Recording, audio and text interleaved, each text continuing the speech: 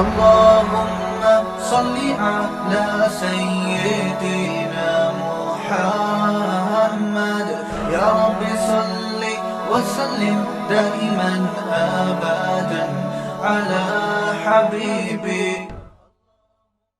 جب کوئی غم آئے پریشانی آئے تو واویلا نہ مچایا کرو, رونے دھونے کی اجازت ہے. یہ بے صبری نہیں ہے, جب انسان کو غم ہوتا ہے روتا بھی ہے, ہائے ہوئے بھی کرتا ہے, لیکن اللہ کو برا بلا کہنا شروع کر دینا, میرے ساتھ اللہ یہ کر رہا, میرے ساتھ اللہ میں ہی ملا ہوں اللہ کو. آپ کا کام ہے غلامی, مانگتے رہنا ہے مانگتے رہنا ہے مانگتے رہنا ہے. اکثر ایک واقعہ علماء بتاتے ہیں, کتابوں میں لکھا ہوا ہے کہ ایک بزرگ حج کرنے جاتے تھے, حج کرنے کے بعد ندا آتی تھی قبول نہیں ہوا. کیا ندا آتی تھی؟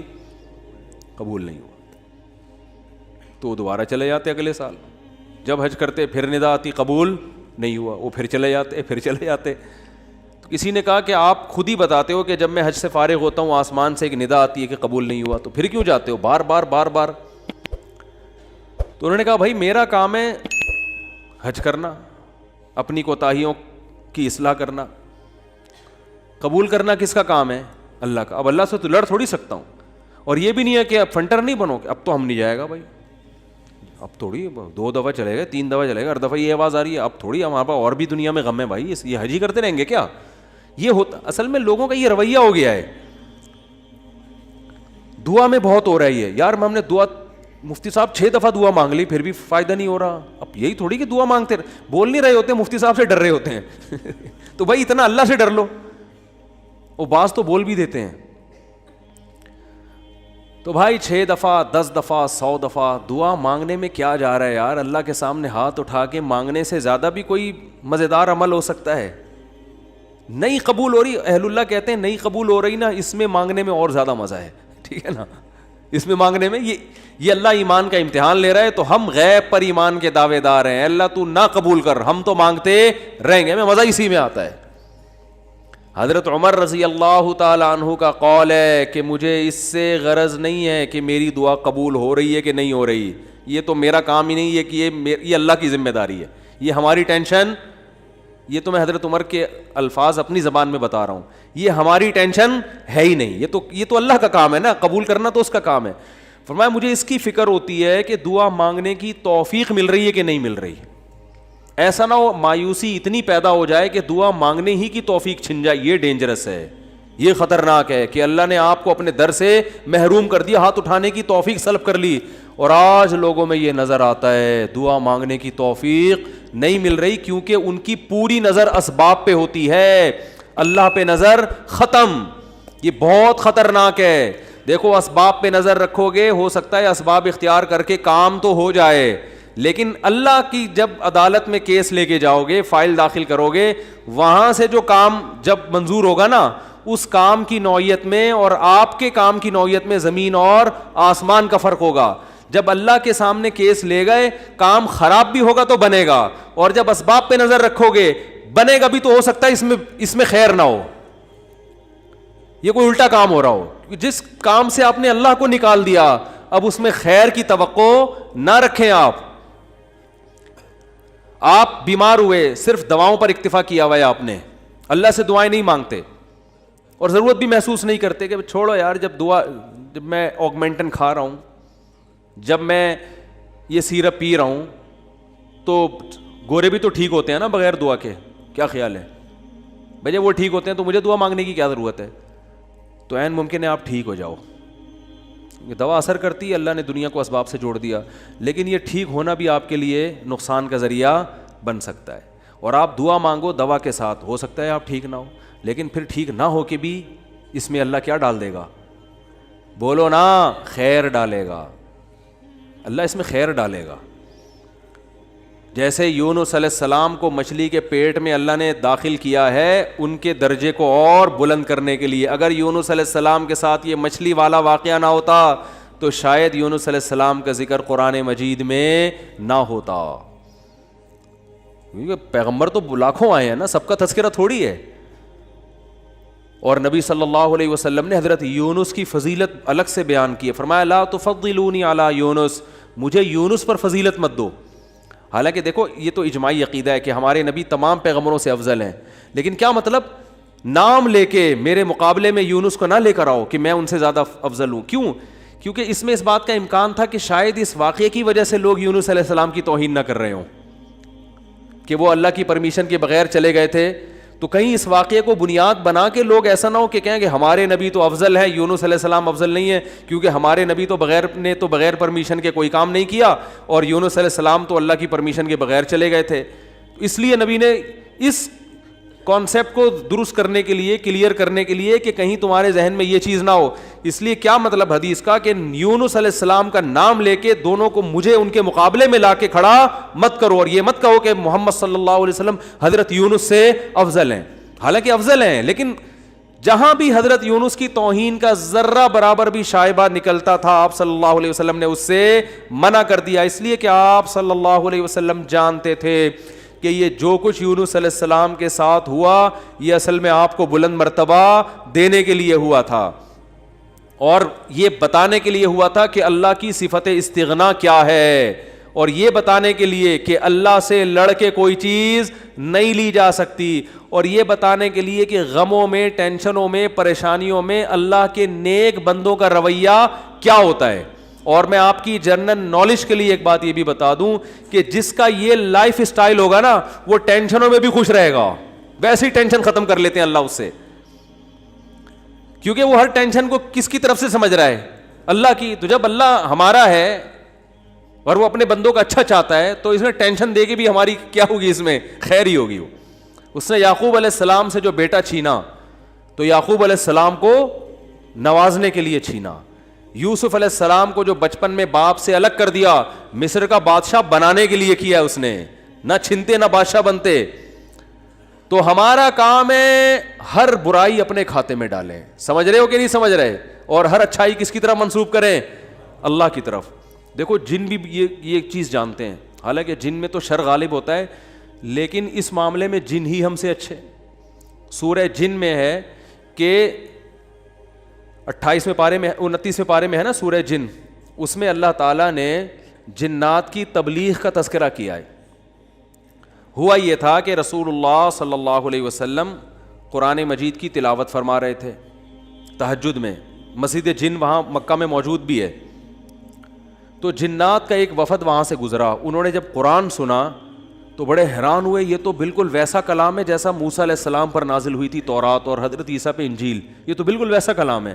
یعنی ان کو اندازہ ہوا کہ یہ پیغمبر ہیں، وہ ہو سکتا ہے جن بھی پڑھے لکھے ہوں، یعنی اہل کتاب میں سے ہوں. تو وہ اچھا اس میں توحید کا بیان بھی تھا، تو وہ جنات جا کے اپنی قوم کو تبلیغ کرنے لگے. اچھا پھر ایک اور واقعہ یہ ہوا تھا کہ جنات جب آسمانوں پہ جاتے تو شہاب ثاقب کے ذریعے ان کا آسمانوں پہ داخلہ بند کر دیا گیا. تو یہ خبر بھی جنات میں پھیل گئی کہ پہلے ہم جاتے تھے کچھ نہیں ہوتا تھا، اب جانا روک دیا جا رہا ہے. یہ جو شہاب ثاقب ہوتے ہیں نا چنگاریاں، اس پہ سائنسدان اعتراض کرتے ہیں یہ تو ویسی رگڑ لگنے سے وہ یعنی ستاروں کی ایک ٹکڑے، سیاروں کے ٹکڑے ٹوٹتے ہیں، رگڑ لگنے سے یہ ہوتا ہے. تو یہ کوئی اسلام کے منافی نہیں ہے.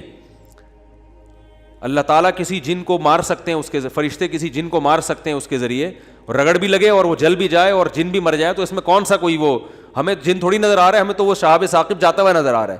اور یہ بھی ضروری نہیں ہے کہ جب بھی شہاب ثاقب ٹوٹے تو کوئی جن ہی مر رہا ہو، اس سے اتفاقی حادثہ بھی ہو سکتا ہے. یہ تو اسلام نے یہ نہیں کہا کہ جب بھی آسمان پہ آپ کو رگڑتا ہوا ستارے کا ٹکڑا نظر آئے گا تو وہ جن ہی ہے جس کے پیچھے جا رہا ہے. وہ بعض دفعہ ایسے ہوتا ہے کہ جنات کا تعاقب ہوتا ہے اس کے ذریعے. تو یہ نبی کے دور میں ہوا، اور اس کی دلیل یہ ہے کہ جب قرآن کی آیتیں نازل ہوئی نا کہ جنات نے کہا کہ ہم جب جاتے ہیں تو شہاب ثاقب آتا ہے، تو اس پر کسی مشرک نے اعتراض نہیں کیا کہ یہ تو پہلے بھی آ رہے تھے، اب تھوڑی آ رہے ہیں، کوئی نیا واقعہ تھوڑی ہے، یہ تو پہلے بھی آ رہے ہیں.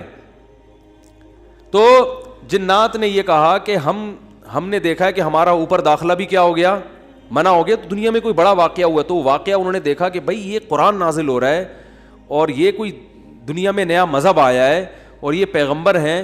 تو انہوں نے جا کے اپنی قوم کو تبلیغ کی، جس کا سورہ جن میں تذکرہ ہے.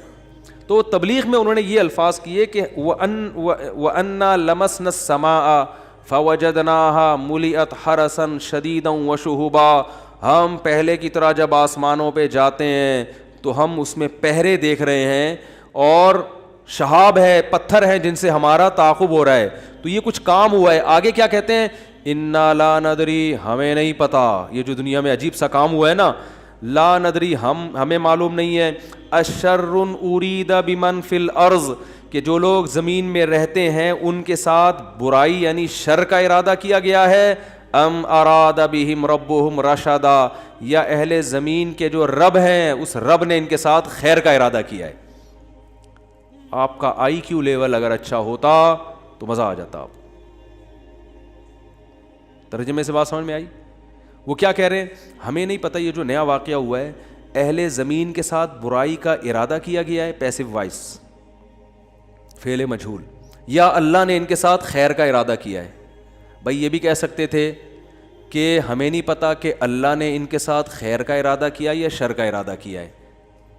شر اور خیر دونوں کی نسبت کس کی طرف کرتے؟ اللہ کی طرف, کہ پتہ نہیں اللہ اب انسانوں سے اچھا چاہ رہا ہے یا کوئی عذاب آنے والا ہے یا کوئی کچھ اچھا ہونے والا ہے, ہمیں نہیں پتا لیکن کچھ ہونے والا ہے. نہیں آ رہی بات؟ ارے بھائی جنات کو جب یہ واقعہ ہوا نا, اوپر جانا بند ہو گیا آسمانوں پہ, تو جن آ کے آپس میں گول میز کانفرنس بلائی. انہوں نے بولا کہ بھائی کچھ کام عجیب سا ہو رہا ہے, کچھ ہو رہا ہے, یا تو کوئی بہت اچھا ہوگا یا کچھ برا ہو رہا ہے. یعنی کچھ نہ کچھ تو ابھی کائنات میں نیا ہوگا, اس زمین پہ کچھ نیا ہوگا.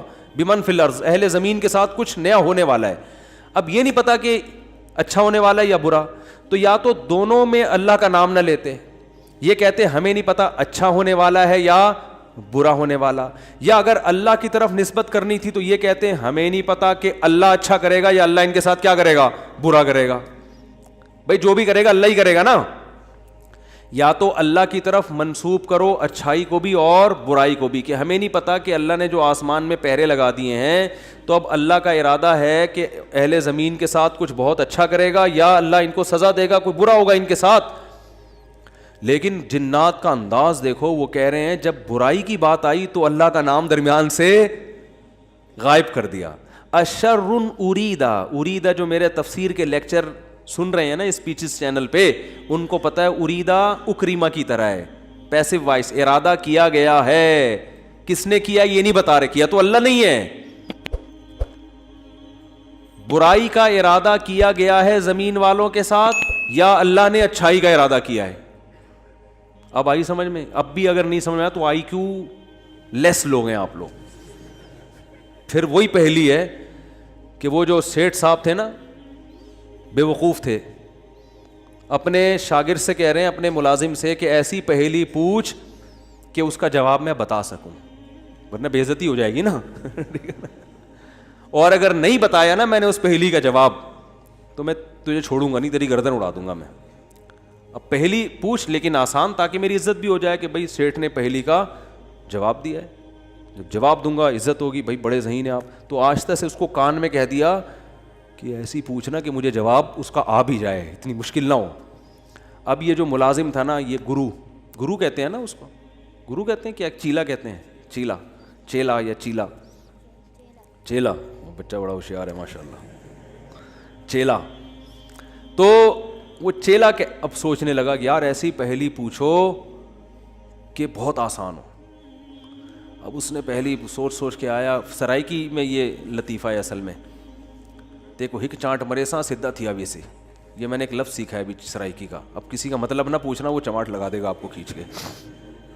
دیکھو ہک چانٹ مرے سا سدھا تھیا ویسے, ٹھیک ہے نا.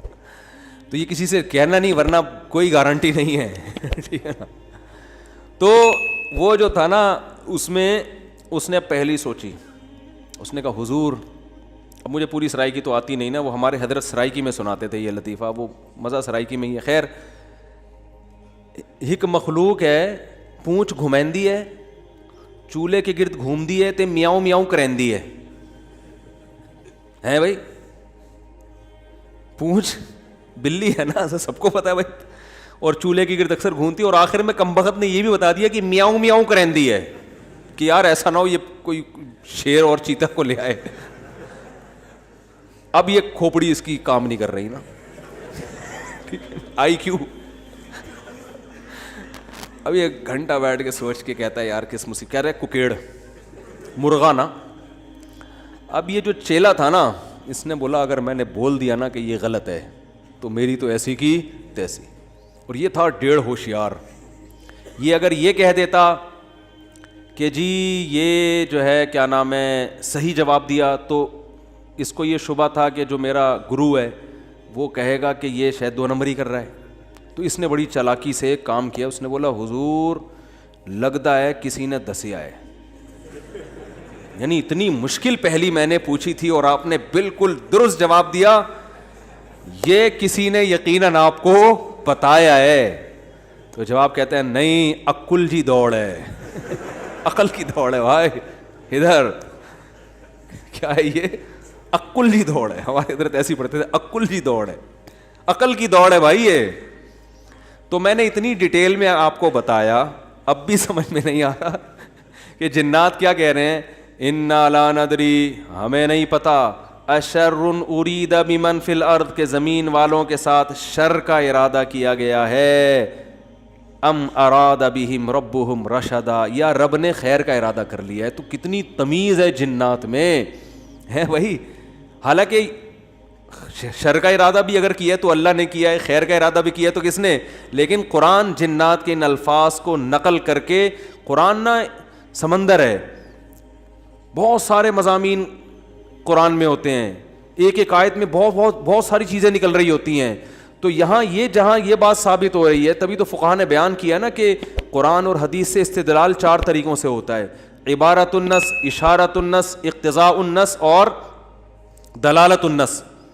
4 طریقے ہیں جہاں سے فقہا قرآن و سنت سے مسائل نکالتے ہیں, جو اصول فقہ میں پڑھائے جاتے ہیں. جو آج کل جو نئے محقق آ رہے ہیں نا مارکیٹ میں, انہوں نے ان میں سے کوئی اصول بھی نہیں پڑھا ہوتا. تو اس سے یہ بھی پتہ چل رہا ہے قرآن تمیز بھی سکھا رہا ہے ہمیں کہ جنات سے تمیز سیکھ لو. ہمیشہ شر کی نسبت اپنی طرف کرو. صحیح ہے نا. میری وجہ سے ایسا ہوا, یہ ساری خرابی کس کی وجہ سے ہوئی ہے, میری وجہ سے ہوئی ہے. بھائی میری کوئی کوتاہی ہے جس کی وجہ سے شکست ہوئی ہے. جیسے غزوہ احد میں شکست ہوئی تو صحابہ نے تو اپنے آپ کو جھونک دیا تھا, شکست ہو گئی تو قرآن نے کیا کہا, تمہاری وجہ سے ہوئی ہے. ٹھیک ہے نا, تم نے پیغمبر کی اس معاملے میں اطاعت نہیں کی. صحابہ نے یہ نہیں کہا واہ ہم مدینہ چھوڑ کر آ گئے پیغمبر کے لیے. ہے بھائی اتنے ساری ہم نے قربانیاں دے دیں اور اسباب کی دنیا میں کامیابی کی امید نہیں تھی, پھر بھی ہم نے اپنے آپ کو میدان جنگ میں لے جا کے جھونک دیا. اب ایک گھاٹی پہ اگر 50 آدمیوں کے میں سے چند لوگوں نے اگر امیر کی اطاعت نہیں کی تو اس کی ہم سب کو اتنی بڑی سزا مل رہی ہے. دوسرے کوتاہی تو انہوں نے کی ہے اور قرآن کہہ رہے کہ تم نے کی ہے. سب کی طرف نسبت کیوں کی جا رہی ہے؟ صحابہ نے ایسا کوئی لفظ زبان سے نہیں نکالا, کچھ بھی نہیں نکالا صحابہ نے. اے اللہ ہماری غلطی ہے, ہم استغفار کرتے ہیں, آئندہ یہ کوتاہی نہیں ہوگی. تو کیسا کامیابی کے اصول ہیں یہ. تو بھائی دیکھو دنیا میں آپ کو اللہ کی مان کے چلنا ہے, آخرت میں پھر اللہ آپ کی مان کے چلے گا. سمجھ رہے ہو نا. پھر آخرت میں اللہ کہے گا کہ وَلَكُمْ فِيهَا مَا تَشْتَهِي أَنفُسُكُمْ, تمہیں زبان سے نہیں بولنا پڑے گا, جو دل میں تمہارے خیال آئے گا نا, خواہش پیدا ہوگی, اس دل کی خواہشات کو اللہ وہاں پورا کرے گا. دنیا آزمائش کی جگہ ہے, پیڑے کھانے کی جگہ نہیں ہے. یہاں آزمائشیں ہیں, اور اگر کوئی آزمائش نہیں ہے تو یہ خود ایک آزمائش ہے. آپ کہہ سکتے ہیں فلاں تو بڑی ہنسی خوشی زندگی گزار رہا ہے, وہ تو کوئی آزمائش ہی نہیں ہے. او بھائی یہ ہنسی خوشی زندگی خود ایک آزمائش ہے کہ یہ اللہ کا شکر ادا کر رہا ہے کہ نہیں کر رہا. اسے نہ کوئی بیماری ہے, اس کا گھر بھی ہے, اس کے بیوی بچے بھی ہیں, اس کو سکون بھی ہے, گھر میں آتا ہے بیگم تمیز سے بات کرتی ہے, اور جناب گھر سے باہر نکلتا ہے تو بیگم پوچھتی نہیں ہے واپسی پہ کہ انڈے کیوں نہیں لے کر آئے. کوئی کسی قسم کی ٹینشن نہیں ہے. یہی ہو رہا ہے نا آج کل. اور جناب ابا بھی ٹھیک ہیں, اماں بھی ٹھیک ہیں, ملکی حالات بھی ٹھیک ہیں, بے روزگاری بھی نہیں ہے, بلب کے والدین کو گالیاں دینے کی بھی ضرورت نہیں ہے, لائٹ بھی نہیں جا رہی ہے, پنکھا بھی چل رہا ہے, بٹن دباؤ پنکھا چلتا ہے. جیسے آسٹریلیا میں تو یہی ہوتا ہے, بٹن دباتے تھے پنکھا چل جاتا تھا. وہاں پہ میں حیران ہوتا تھا یار, ہم تو دیکھتے ہیں ٹرائی کر کے چلا کہ نہیں چلا. ایسا ہی ہوتا ہے نا, چل گیا اے اللہ تیرا شکر ہے, نہیں چلا کوئی بات نہیں, لائٹ آنے والی ہے تھوڑی دیر میں آ جائے گی. جنریٹر چلاؤ, کھینچو پھر اس کو جا کے, کتنے تو چپک کے مر گئے جنریٹر سے بیچارے اس چکر میں.